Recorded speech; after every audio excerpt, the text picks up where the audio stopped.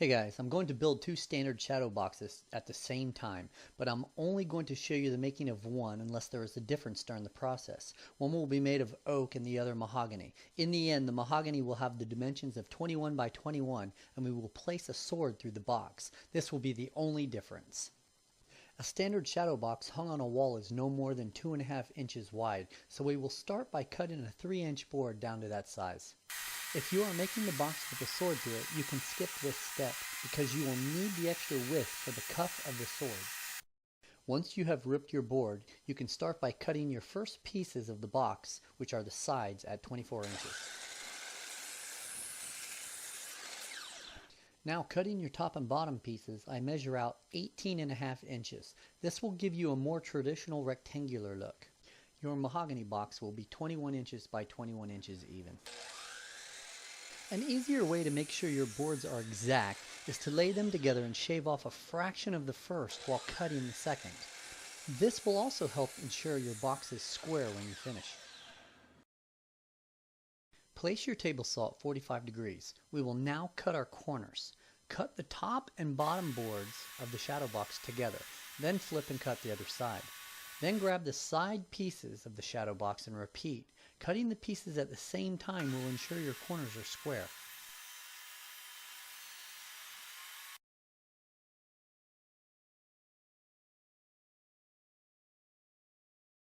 Now cut the relief for your back plate. If you don't have dado blades, you can just set your saw and make multiple passes. Here I cut the width of the board exactly in half. This will be enough for the back plate while leaving strength to the rest of the board. Lay your pieces out on a flat surface and check all your cuts and corners for a tight fit.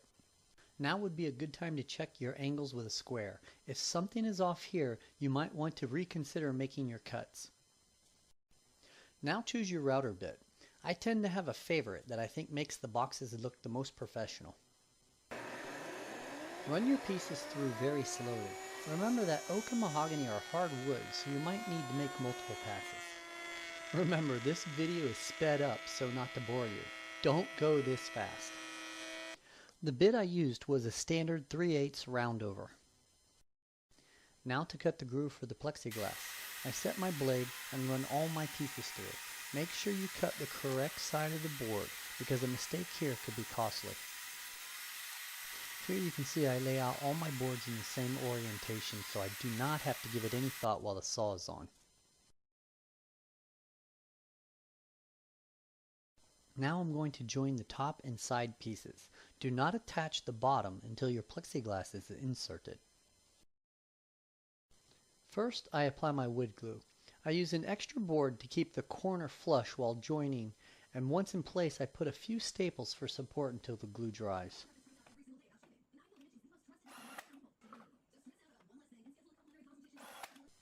Now clean up any extra glue. This would be a good time to make sure that the corner is square before the glue dries. Simply flip it over, make sure it's square, and then allow it to sit for a few hours. Now, for those of you who want to put a sword through your box, you can wing it or you can make a simple 45-degree stand like the one pictured here.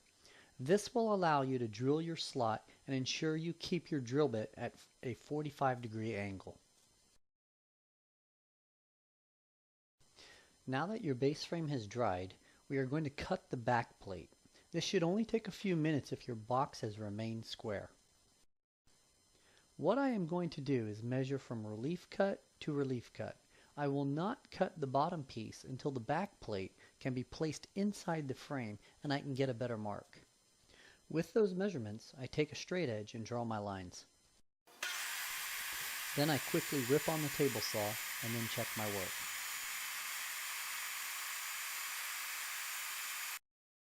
Once in place, I double check that the box has remained square, and then I make my final marks to cut the bottom piece, simply making marks at the end of each relief cut and then connecting them with a straight edge. After a quick trip back to the table saw, I check my fit by bringing the bottom piece of the box into place. Now, using the ensign, we are going to ensure a tight fit for the crossbar. Fold your ensign and then place it in the box. take some lateral measurements and mark them on the inside of the box. Now measure the distance from those two marks and add 1 inch. Then make your cut. The extra inch will compensate for your angles once cut. Place the cut piece back in the box. Make sure your box is sitting on the back plate. Make the marks right below the plexiglass groove on each side. Then set your table saw and rip the piece.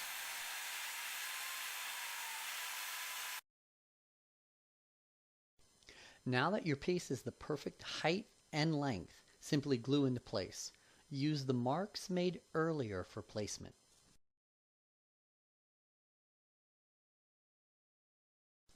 Using a very small flathead screwdriver, I clean up any excess glue that has squeezed out. Now to cut and install the plexiglass. At the bottom of the box, I take a measurement from groove to groove. I get the exact measurement and then take off 2/8 of an inch. Take the plexiglass to a clean surface and with a Sharpie, I draw my measurement directly onto the plastic protective covering. Simply cut your plexiglass. You can use your table saw, a jigsaw, or even a bandsaw if you have one. Now going back to your base frame. Place your bottom piece in position and trace out the perimeter with a pencil onto your back plate. Once that is done, you can take your foam board and lay it onto the back plate, using the lines you just traced, or use a tape measure. To save time, just align the bottom and right side. They should already be at 90 degrees, and make all your marks for the rest of the fit. The foam board pictured here was purchased at Michael's Arts and Crafts. It's a 1/2 inch thick. Take it to the table saw and cut along your marks, then take it back to the box and recheck your fit. You need to put the bottom piece of the box in place so you can see how the foam board fits in relation to the frame. Remember, you need at least 2/8 of an inch gap around the foam board and the frame to ensure your felt will fit properly once it's applied to the foam board. Once you are happy with your fit, apply some wood glue inside the lines on your back plate and clamp your foam board down tightly. After an hour or so, your glue should be dry. You can put your box back together to check your fit and see if everything is still aligned. Okay, it has been a while since you cut your plexiglass. Here I make sure that there are no issues with my fit, and I want to ensure I don't have to cut or sand anything while the stain is drying. So sand down your box and make it as smooth as possible. I start with 80 grit and then I finish up with 180. The smoother you can get it, the better the grain looks after you stain.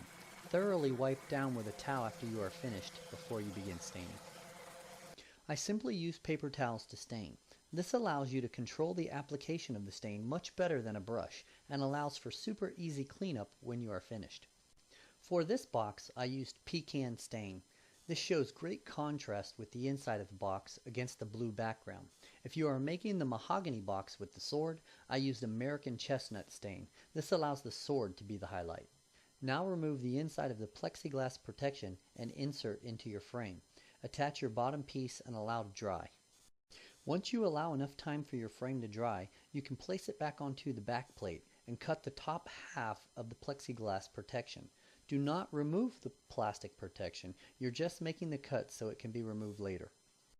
Using an X-Acto knife, I simply run it along the perimeter of the box. You don't need to press down very hard while doing this. At this stage, I usually break out the Elmer's glue, but I ran out of it using it on the mahogany box, so I used some leftover contact cement. I do not recommend contact cement because the chemicals could possibly melt your foam board if you apply too much. Make sure your hands are clear of all glue and apply your felt. Smooth out evenly and ensure you have no lumps. After it dries, trim away the excess with an X-Acto knife and you're ready to apply your metals. Place your back plate on the frame and flip the box over in order to attach your back plate. Here I use small 5/8 of an inch flathead screws. Using a corresponding countersink, I drill my holes. As close to the edge of the board as possible, I place my countersink holes on each side of the 4 corners.